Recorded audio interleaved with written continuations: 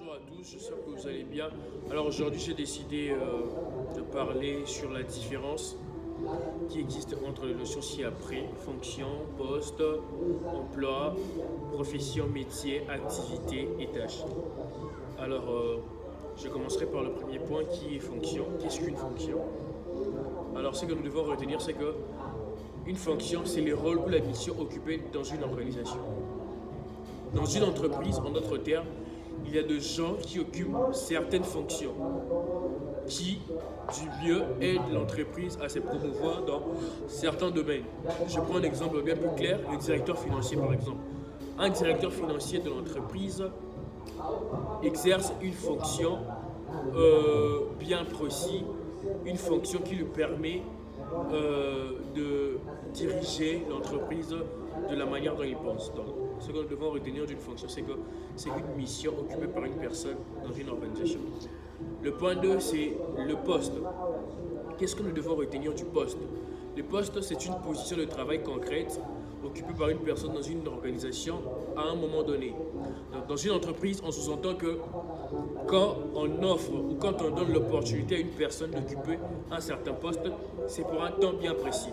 Un temps dont on doit appeler contrat. Voilà.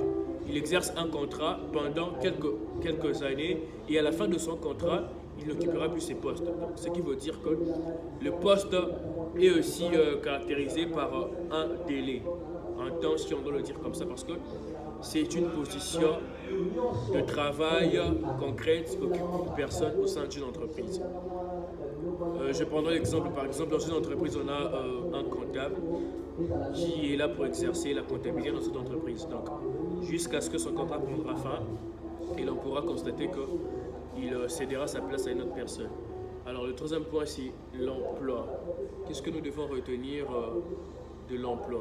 Alors, partant de l'emploi, il décide l'ensemble de postes similaires qu'une entreprise ou qu'une personne peut occuper selon ses compétences. Donc, comme on voit dans la vie quotidienne, dans la vie courante, chacun est spécialisé sur un domaine bien précis. Donc, ce qui veut dire qu'au sein d'une institution, on a non simplement besoin de gens qui sont spécialisés sur un même domaine, mais plusieurs personnes qui peuvent aider l'entreprise par rapport à son épanouissement. Donc, ce qui veut dire l'emploi, c'est l'ensemble des postes. On voit la comptabilité, l'ingénierie, ainsi de suite. On voit beaucoup de choses. Voilà. Je donnerai un exemple d'un secrétaire qui peut exercer dans plusieurs structures. C'est un peu ça. Le quatrième point, c'est la profession. Qu'est-ce qu'une profession? Une profession, c'est une activité reconnue socialement, souvent régie par une formation ou un diplôme spécifique. Je prends un exemple d'un médecin, avocat ou enseignant. Donc, on comprend que la profession, c'est quelque chose qu'on a pris par exemple un diplôme pour ça, on a fait une formation pour ça, par exemple une formation en informatique, et on est devenu expert en informatique et on exerce cette profession, soit de transmettre l'enseignement au cours d'informatique, soit on est là pour essayer de faire quelques exercices et quelques travaux en ce qui concerne l'informatique. Donc on se focalise plus dans un domaine bien précis. Le cinquième point, c'est le métier. Le métier, c'est un savoir-faire ou une spécialisation technique.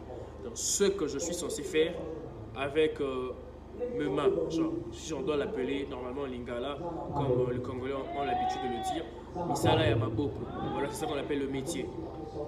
C'est acquis par l'expérience ou la formation. Le métier, quand on dit acquis par l'expérience ou la formation, ça veut dire simplement que je peux aller faire une formation, par exemple en maçonnerie.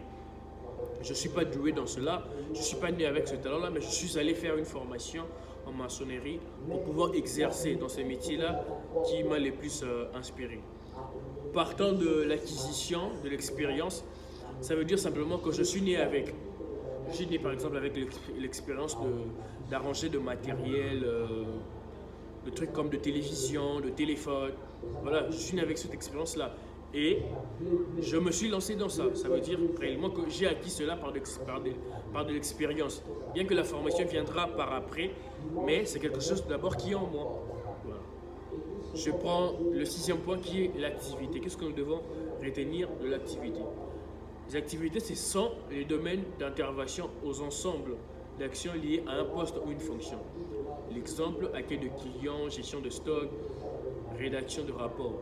Donc, une activité, c'est quelque chose, c'est un domaine d'intervention.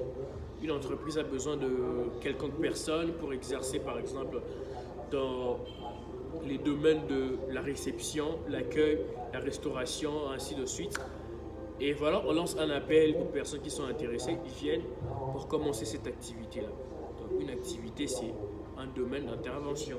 L'entreprise a besoin de quelques personnes pour exercer un domaine bien précis. Et voilà, les gens sont intéressés et ils viennent pour postuler, pour occuper cette activité-là. Alors, le dernier point, c'est le tâche. Qu'est-ce qu'une tâche? Le tâche, ce sont les actions précises à réaliser dans le cadre des activités. Exemple, rédiger une facture, répondre à un email, classer le dossier. Donc, une tâche dans une entreprise, c'est pas quelque chose où l'on vient directement, on connaît ce que l'on doit faire. Non, c'est un dirigeant ou une certaine personne, une quelconque personne qui t'en fera pour exercer cela. Il pourrait t'envoyer de faire une saisie, classer les dossiers. Donc ça dépend de toutes sortes de travail qu'il faudra enfin te donner. Alors voilà, c'était quelques explications concernant les notions citées ci haut. Alors j'espère que pour une meilleure compréhension et pour une meilleure attention, je pense que cela vous aidera de guide dans tout ce que vous serez en train d'entreprendre. Donc c'est un peu ça, voilà, merci et à la prochaine.